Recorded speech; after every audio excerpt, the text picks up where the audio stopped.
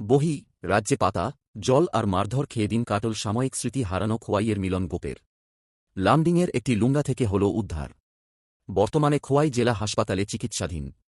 অবশেষে সন্ধান মিলল গুয়াহাটিতে চিকিৎসাধীন অবস্থায় হাসপাতাল থেকে নিখোঁজ খোয়াইয়ের মিলন গোপের। দীর্ঘ টানাপোড়েনের পর লামডিংয়ে একটি লুঙ্গা থেকে স্মৃতিহীন অবস্থায় পাওয়া যায় তাকে। বর্তমানে খোয়াই জেলা হাসপাতালে চিকিৎসাধীন অবস্থায় রয়েছেন মিলন গোপ। নিজেই মিডিয়াকে জানালেন নিজের অসহায় মুহূর্তগুলোর কথা। পরিবার সূত্রে খবর, দীর্ঘদিন বহু কষ্টে কেটেছে মিলন গোপের। স্মৃতি হারিয়ে, জল খেয়ে, পাতা খেয়ে এমনকি মানুষের অত্যাচার সহ্য করে কেটেছে কটা দিন। অপরিচিত মানুষকে দেখে স্থানীয় জনগণ করুণা না দেখিয়ে বরং মারধরও করেছে বলে পরিবারের অভিযোগ। শেষে পুলিশের সহায়তায় পরিবারের লোকজন ছুটে গিয়ে তাকে উদ্ধার করে নিয়ে আসে। গত 17 জুলাই তাঁর পরিবার তাঁকে একটি লুঙ্গায় খুঁজে পেয়েছেন বলে জানা যায়। কিন্তু কিভাবে তিনি গুয়াহাটি একটি বেসরকারি হাসপাতাল থেকে এভাবে বেরিয়ে পড়েন এবং কিভাবে তিনি লুঙ্গা পর্যন্ত পৌঁছলেন তার কোনো কিছুই মিলন গোপ মনে করে বলতে পারছেন না।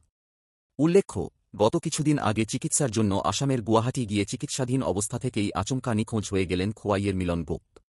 তাঁর বাড়ি খোয়াই থানাধীন ঘোষপাড়া এলাকায় এবং পেশায় তিনি একজন ব্যবসায়ী।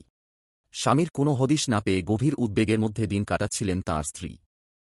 স্বামীর খোঁজে অবশেষে খোয়াই থানার দ্বারস্থ হয়েছিলেন অসহায় স্ত্রী।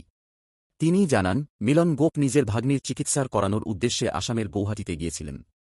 কিন্তু সেখানে থাকাকালীন তিনি নিজেই আচমকা মাথা ঘুরে পড়ে যান।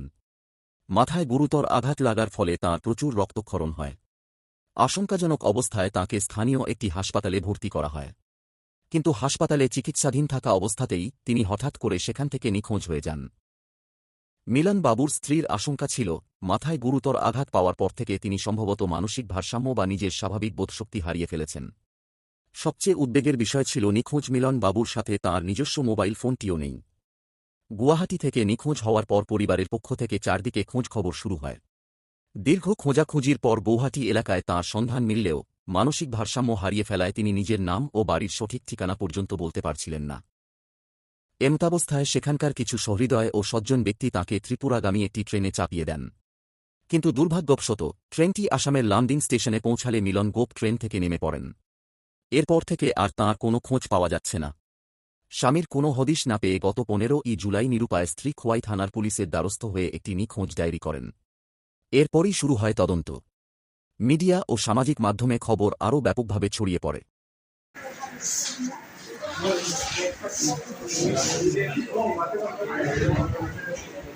আপনাকে কবে পাওয়া গেল? পরশুদিন। আপনি কিভাবে ছিলেন?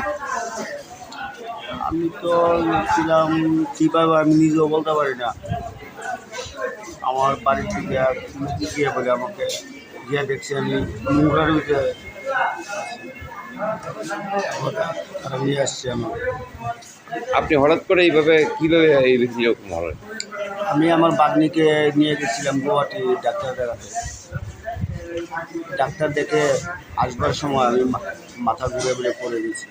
তারপরে নার্সিংহোমে নিয়েছে, ইঞ্জেকশন স্যালাইন দিয়ে আমাকে নিয়ে চলে আসছে। হঠাৎ করে আমার মাথা কী হয়েছে আমি কাউকে চিনি না, আমি কিছু বলতেও পারি না। আপনার নাম? মিলন চন্দ্র গোপ। বাড়ি জাম্বুরা নেরেস্ট এয়ারে উঠে। এখন তো সুস্থ আছেন? মোটামুটি।